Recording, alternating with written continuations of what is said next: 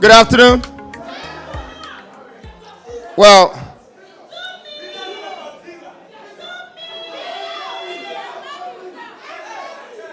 first of all, I want to say that this was very impromptu.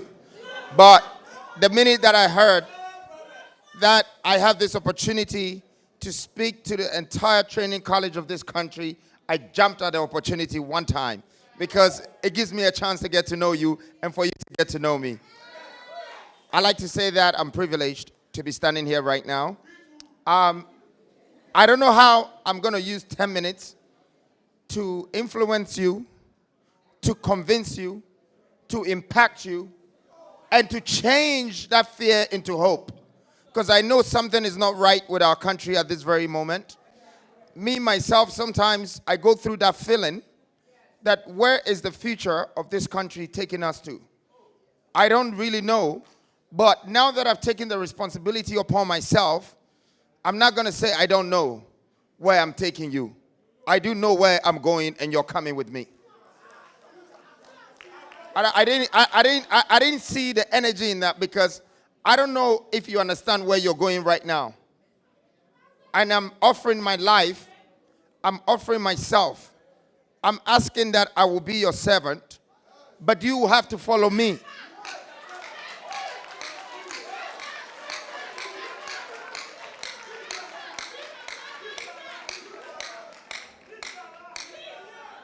You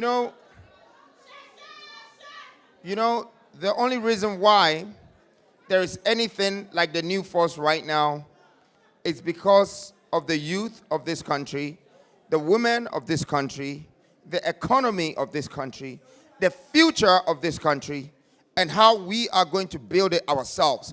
You don't understand the power that you have in your hands, that the future, you're part of it. I see you as the future people of this country. With everything that you're doing, if you are not seeing it as a contribution to the success of this country, then you are a slave to someone. I don't know who you are a slave to. But if you can understand that your power, your knowledge, your contribution to whatsoever that you're doing in this country today would become the success of this country tomorrow. Can I get some people? Am I with some people here? Well, I go by the name Nana Kwame Bediako, and they call me Freedom Jacob Caesar too. So,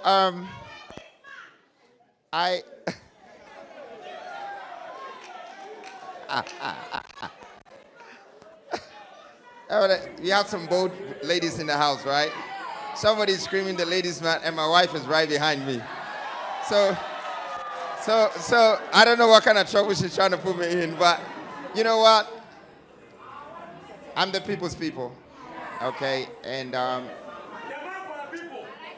want to say this. I have embarked.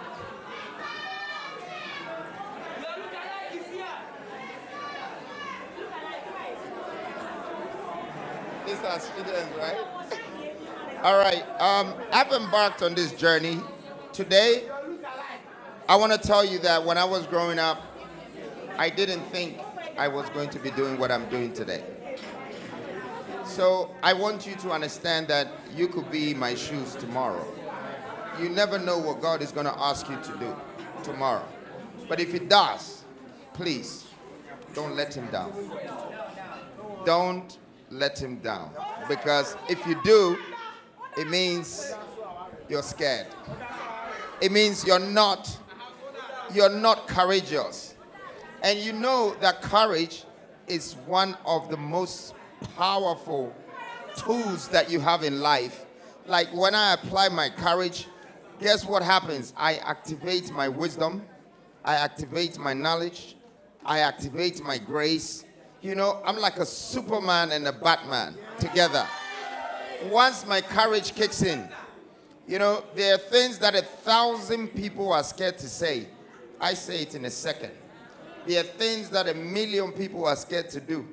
I decide to go ahead and do it. I want you to gather that courage before I leave here.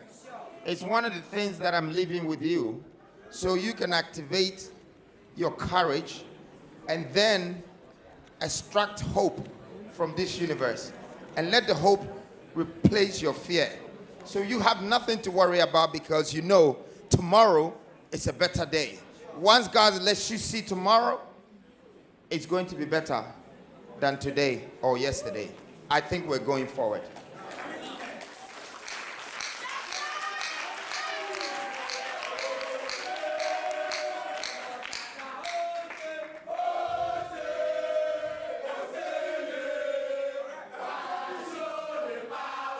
Thank you. So, the first thing I'm leaving you with is courage. The second thing I am going to tell you is that I know many of you might not take this registration very seriously. The youth, we have now woken up. This is a revolution. You see presidents who are 35 years to 45 years old in Argentina, in Burkina Faso, in Senegal, in Mali. God is saying it's our time. Like the young people, it's your time to take your destiny into your hands. That for the past 50 to 100 years, the youth of our country and of our continent have not been a part of all our affiliations to do with governance. So we only grow up, and when our hair falls off, and when our stomach is falling when we're tired, that's when they appoint us to build our nation and to build our country. Today, I'm here to empower you by letting you understand that there is no more of that. It is over. It is a new Ghana, a new nation, a new generation, a new people, new. Everything is new. And it's new because it's in the hands of the young people. So I want you to take this very seriously, because I will not be the man that will come to you and tell you that here is money, so go and vote for me. I will not do it. But I want you to understand that you should, please. Yes, I will not. But you can choose to dislike me, but one thing I'm not going to do is to let you trade your soul. Do you know this thumb is very powerful?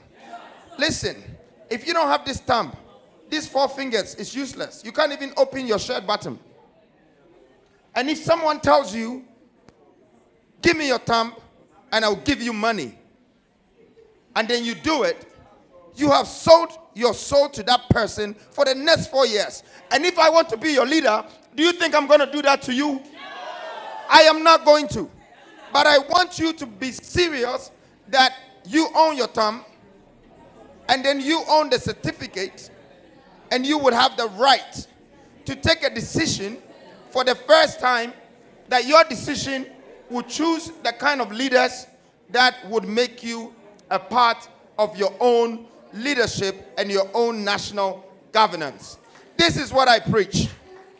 This is what I know. There's not money involved, so I'm not seeing a lot of people clapping. But you know what? After this, I am going to become your new IMF. I will be the one. Listen to me carefully. God has given me a gift. And He's giving me the wisdom not only to make riches, but to create wealth. I'm talking of astronomical wealth. And this knowledge, I'm not going to die with it. I am going to leave it for my people. I am going to leave it. It's worth more than that 200 cities or that 100 cities that somebody's going to put in your pocket and instruct you to do something you don't really want to do, but you did it. And now you can't account for it. I will show you the way to build wealth. I have come with it. And I'm telling you, and I'm saying this and I mean it, because industrialization is going to be the next foundation that will build this nation. I have brought it. I know inside out.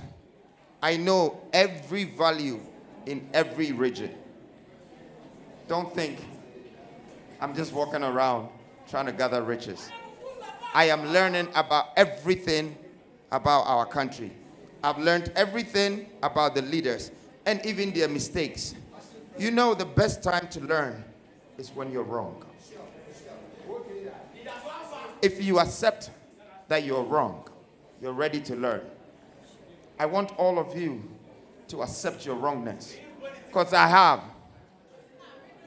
I know that if I was quiet and I sat down and I was just making money, and then some leaders were leading all of you into a valley, then I was wrong. But now I know I'm right, because I've taken a decision.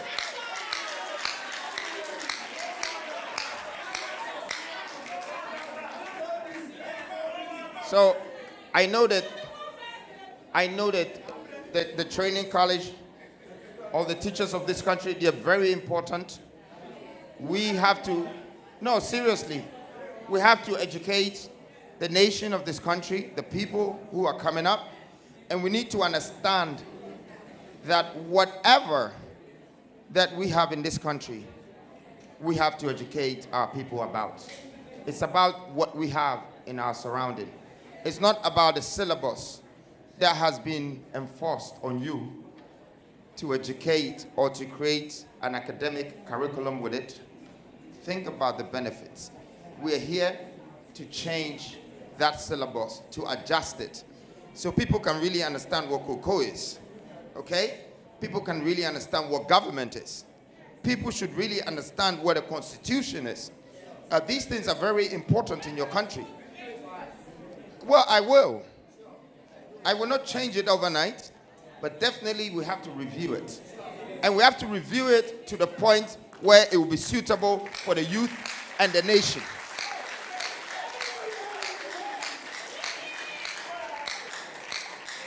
And one last thing before I go.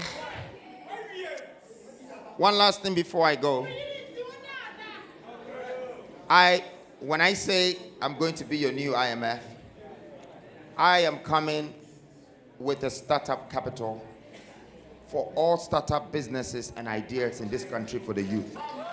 It's the most important thing for me. Because I know some of you are here and 20,000 cedis, which is less than $2,000, can start something for you. And I know some of you, when you come together with 500,000 cedis, if you're able to double that money, I don't mind even if it's 10 of you. If that money is doubled within 18 months, guarantee I will double it again. It means you're doing something. And profit is sanity. Anything else is vanity. So people that can make profit are my family. They are my friends. In the meantime, I know it's a struggle, and I'm just pleading with you to hold on, because things can be better than what it is today. Well, if you give up, you've given up on me, but I don't have much but you. And a lot of people might not understand me, who are much older than me, but I know young people do understand me, because you feel like me and I feel like you. We have a connection. Please, don't give up. Stay strong. You are all I have. And I want to tell all of you that I love you. I love this nation. I love this country. Thank you very much. God bless you. Teachers, when you become the president. Yeah. Thank you.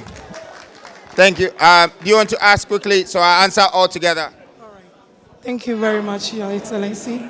I'll use this opportunity to thank you for honoring our invitation, being here to be with trainees out we are. But I would also like to know, you made mention at one of your forums that you sent seed to Kumasi. But here is the case, we are trainees. Governments have come, and some are yet to come. They've added into their policies I would like to know what exactly do you have for trainees? Our allowances are somewhere that we don't even know. Our faith for this year, our money at Get Fund is somewhere. Trainees have not been posted. We don't know our faith. And then, as the youth leader that you are, being with us, the sympathy, the empathy that you have, you want to know what you have for us. Thank you very much. Sorry, I mean, there were two ladies, so we have to just put one guy in quickly. Thank you so much. My name is Mohammed Idrisu. Your Excellency, Nana, what I want to know is that the conditions of service for teachers in this country is actually very, very appalling, which has led to many teachers leaving the source of this country for greener pastures outside there. What is this one thing that you do to change the lives of teachers? That's one question. And the follow-up question is that the child trainees in this country, we have exchange programs for other countries. That can be an opportunity for the teacher trainees to have exchange programs in different countries. Please, what are you doing so that we can have these kind of experiences as child trainees? Thank you. Thank you very much. All right. So there's three questions. One of them starts with the respect. The last two is similar.